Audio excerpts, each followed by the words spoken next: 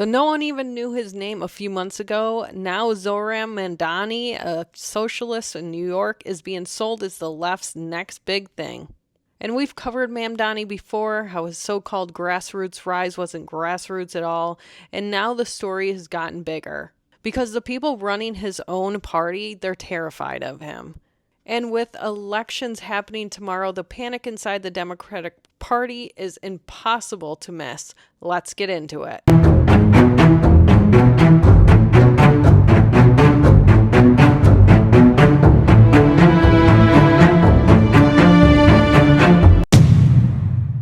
So let's be clear, Mamdani didn't come out of nowhere. His rise wasn't organic, it was funded. It's coming out that nearly $40 million of Soros-backed funding built the progressive network that carried him straight to power. And they called it grassroots, but every inch of it was paid for. And now his own campaign is showing exactly what it looks like. One of his senior staffers was caught on hidden camera mocking police and insulting moderate Democrats, even bragging about organizing voters based on religion to go after so-called Israeli-supporting politicians. If they feel like if there's a little bit of an opening, they will take a chance. Like, I think that's what they kind of felt here with Zohran, that like the pro-Palestinian side did not have a representative. For this campaign, the thing that we really keyed in on was South Asian Muslim voters and getting them out to vote, because historically they're registered to vote, but they don't vote. They can vote, but they don't vote. Why not? Nobody speaks to their values. They're all a bunch of fucking Israel-supporting politicians. They can care less. And the timing couldn't be any worse. Mamdani's been trying to rebrand himself, meeting with billionaires, party leaders, and even law enforcement officials, the same group that his campaign publicly trashes. The police think about Zohran, because I know that's a little contentious. This is what they think.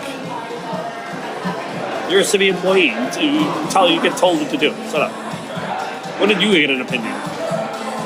You don't have a political opinion. You're nonpartisan. That's the way it should be. If Mamdani wins, will he be able to stop ICE from coming in here and taking our undocumented citizens? Make it harder for them, but the only thing he can do is stop the NYPD from helping. But here's the truth. The establishment, they don't like him. They're just afraid of crossing him. And they've built this movement and they can't even control it. So now they're pretending unity when really it's survival. He talks like every revolutionary out there, but operates as an insider. And the same Democrats who helped build this machine are watching it eat their own. And you can see it in the endorsements. Hakeem Jeffries and Kamala Harris finally came out for him, but only after weeks of hesitation. And Barack Obama, Chuck Schumer, they're still holding back. They haven't officially endorsed him yet. Former President Obama praised Mamdani's campaign, offered to be a sounding board for him, but stopped short of endorsing him. What's the significance of that?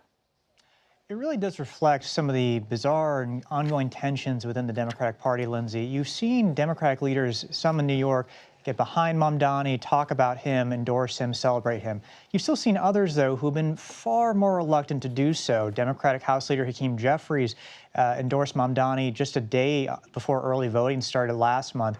Then obviously, Senate Democratic Leader Chuck Schumer from New York has not endorsed Mamdani. And it really does speak to just how almost, contentious this race has become. So you have some Democrats who are actively backing former New York Governor Andrew Cuomo.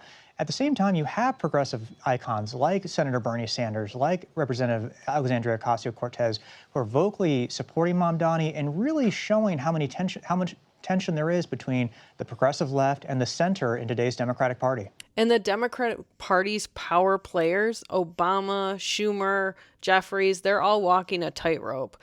They don't want to upset the activists, but they don't want to stand too close to them either. And behind closed doors, the moderates of the party called Mamdani unelectable.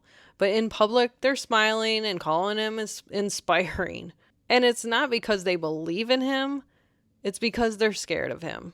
They've seen what happens when someone pushes back against the base. You don't just get criticized, you lose your entire career. Your entire political future disappears overnight. So they clap, they nod, they pretend it's progress when it's not. It's fear and it's running the show now. Do you think this is how the party is going to keep going, further and further to the left? Or do you think the moderates ever take it back? Drop your take below. I'm interested in hearing what you think. And hey, if you're new here and like straight talk without the noise, hit subscribe. So while New York celebrates its new socialist star, Virginia is telling a completely different story. Winsome Sears, I don't know if you guys heard of her, but she's a Marine veteran, immigrant from Jamaica, small business owner, former lieutenant governor, and she's black. She's running for governor, faith, family, and responsibility. You'd think that it would be some kind of American story the media loves to celebrate, except she's a Republican. And just like that, the whole representation matters crowd went real quiet. Virginia is the birthplace of the Confederacy. You can argue the birthplace, but it was certainly the capital of the Confederacy. And it could soon elect the first black woman governor in America's history. You'd think the glass ceiling types would be ecstatic about this. After all, Hillary Clinton says it's one of the most important reasons to elect Kamala Harris, that whole glass ceiling thing.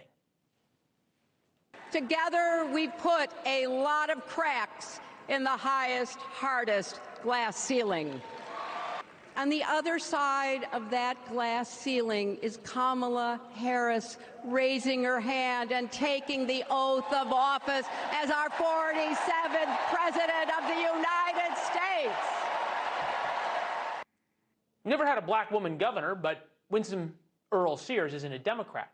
So now the fact that she's a black woman doesn't seem to matter. Diversity, I guess, is no longer our strength. Colby Hall is with us, News Nation contributor, founding editor of Mediaite. I don't know about you, Colby. I was shocked she wasn't a guest on MSNBC this morning for her rollout. I am too. I have to tell you, great point. Sometimes people tell you more about themselves by what they don't say. And in this instance, I think the media sort of reveals their inherent bias by just virtually ignoring this significant story. The same outlets that trip over themselves praising the first gay, whatever, first trans, suddenly they can't even say her name. This is a big story, and I look, and it's been mentioned exactly twice on cable news in the last 24 hours, which it says a lot. No profiles, no features, nothing. They got a black woman, a Marine, a mother running for the highest office in her state, and somehow it's not newsworthy. And it's because her story doesn't serve the narrative. She talks about work, not welfare, discipline, not dependency, and faith, not fear. And they say they want strong black women in power until one shows up, but she has an R next to her name. Winsome Sears isn't supposed to exist in their world. She's proof that you can be conservative, principled, and successful without waiting for permission from Washington. And they don't ignore her by mistake. They do it because her success exposes theirs as fake. And put them side by side. In New York, a socialist backed by billionaire money is treated like a hero. And in Virginia, a black Republican woman is treated like she doesn't even exist. And that's not equality, that's a filter. The left doesn't care who you are, they care whether you agree with them. And if you don't, they'll just erase you. So what do you think? Is the divide too wide to fix, or does the establishment still have a way to pull it back together? I'm curious where you stand. What we're watching isn't confidence, it's panic. The far left is taking over, the center left is bowing down. And the few Democrats who still believe in moderation are being forced to clap for their own replacements. And that's not unity. That's fear dressed up as progress. The left says they're fighting for democracy, but they can't even tell the truth inside their own party. They preach representation while erasing women like Winsome Sears. They shout about billionaires while cashing their checks. And the moderates who know better, they smile, nod, and endorse the very thing that they're afraid of. That's not leadership. That's for their survival. That's it for today, folks. Like, subscribe, and share. And remember to stay strong and, as always, keep fighting the good fight. We'll see you next time.